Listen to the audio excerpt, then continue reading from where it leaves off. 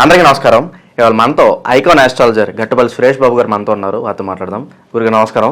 జై శ్రీమన్నారాయణ. ఇప్పుడు మనకి చంద్రగ్రహణం వస్తుంది. ఈ చంద్రగ్రహణం అనేది ఎప్పుడు వచ్చింది, అలాగే మనం తీసుకోవాల్సిన జాగ్రత్తలు ఏంటి, అలాగే ఈ చంద్రగ్రహణం ఏ నక్షత్రాల మీద ఇంపాక్ట్ అనేది చూపిస్తుంది, కాస్త వివరించండి. సెప్టెంబర్ నెల ఉందో ఈ సెప్టెంబర్ నెలలో చంద్రగ్రహణం రావడం అనేది జరుగుతుంది. కామన్గా ఏంటంటే ఇండియాలో కనపడదు, కానీ ఏంటంటే ఆ ఎఫెక్ట్ అనేది గ్రహరీత్యా గ్రహాల మీద ఉంటుంది కాబట్టి నక్షత్రాల మీద ఉంటుంది, నక్షత్రాల మీద ఉంటుంది కాబట్టి రాసుల్లో ఉంటుంది కాబట్టి మనుషుల్లో కామన్గా ఉంటుంది.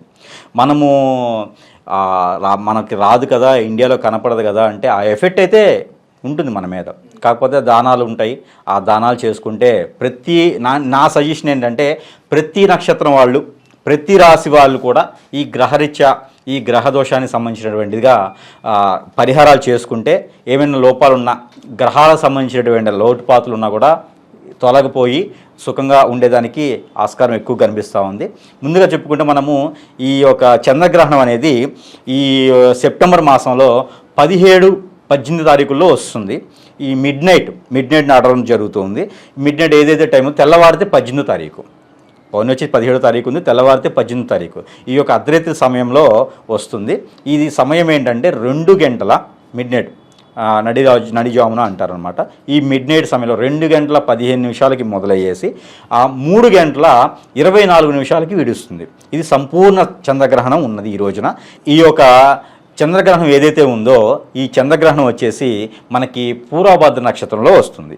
ఈ పూర్వభద్ర తర్వాత విశాఖ, పునర్వసు ఈ 3 నక్షత్రాలకి కొంచెం ఇబ్బంది కలిగేటువంటి అవకాశం ఎక్కువగా కనిపిస్తూ ఉంది. అందుకని ఈ 3 నక్షత్రాలు ఉన్నటువంటి గర్భిణీ స్త్రీలు కావచ్చు, అంటే ఏ గర్భిణీ స్త్రీ కూడా బయట తిరగడానికి ఉండదు. ఆ టైంలో ఎవరు తిరగరు కామన్గా. ఒకవేళ ఉంటే కూడా చెప్పే ధర్మం ఉంది కాబట్టి చెప్తా ఉన్నా, గర్భిణీ స్త్రీ అయితే బయట తిరగకూడదు. అలానే ఈ 3 నక్షత్ర వాళ్ళు కనుక ఖచ్చితంగా వీళ్ళకి ఏదైనా అక్కడికి వెళ్ళి దానాలు చేసుకుంటే చాలా మంచిది.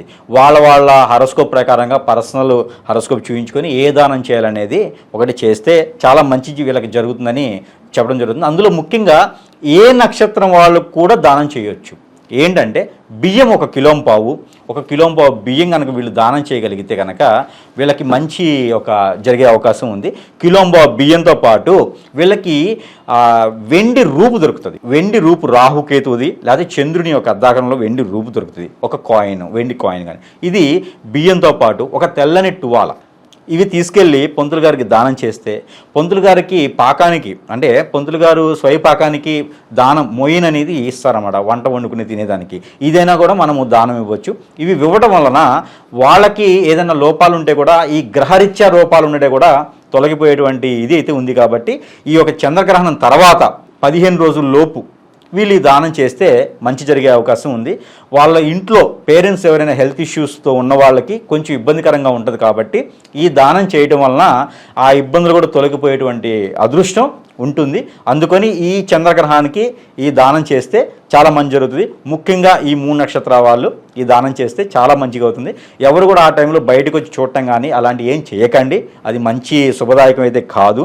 ఆ ఎఫెక్ట్ అయితే, ఆ కిరణాలు మన మీద ఉన్నాయంటే ఆ ఎఫెక్ట్ మన మీద పడుతుంది. కాబట్టి ఎవరు కూడా దీనికి వెళ్ళి అయితే ఏమీ చూసే ప్రయత్నం చేయొద్దు. చంద్రగ్రహణం గురించి చాలా బాగా వివరించారు గురుగారు. ధన్యవాదాలు.